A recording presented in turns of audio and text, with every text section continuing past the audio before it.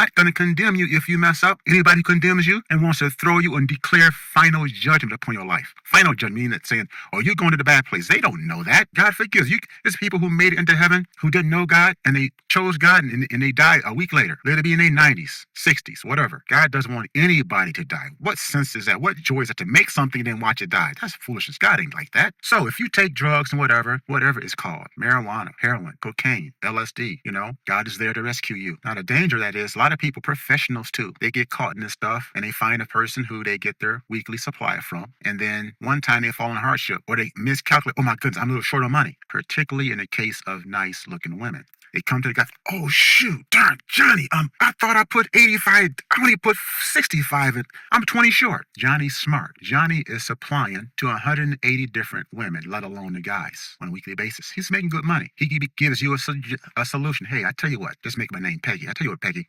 you 20 short. Just give me a little bit of physical contact and we'll call it even. That's your weekly hit. You go to a city, maybe some distance away, and you want it, you're like, and you agree. Just that one time. What you don't know is he decides, wow, that's better than 20 bucks. The next time you come a week later, he's like, your money's no good here. You're like, what? Peggy, your money's no good here. Just give me a little bit of physical contact and we'll call it even. Now you're like, you're between a rock and a hard place. He knows you're addicted and you're a professional. You didn't plan on this, but he's taking a liking to you, at least for a while anyway. Remember, he has over 120, I say, or so other women that he's giving this stuff to. So you're not really special to him. He just figured, hey, physical contact is more valuable to him than 85 bucks. The short of it is you end up in that lifestyle for him.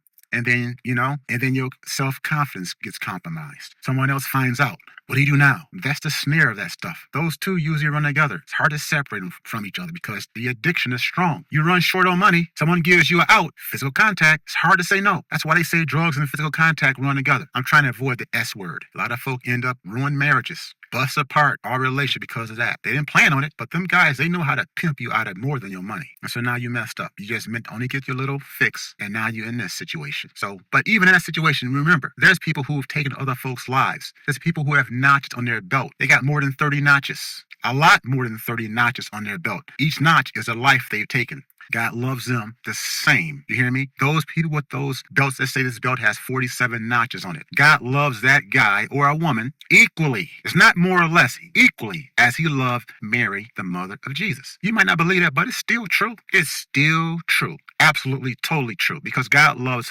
fully all. He just loves with all he is. The same. He don't change. We just change because we have to become more like him, and we grow in understanding of his love, and we find, wow, he loves me deeper than I thought. The more we know God, the more we stay with him, he reveals more of his character, more of what he's done. We discern it more. We see it in a fresher light, greater understanding. Wow, I didn't really love me that much.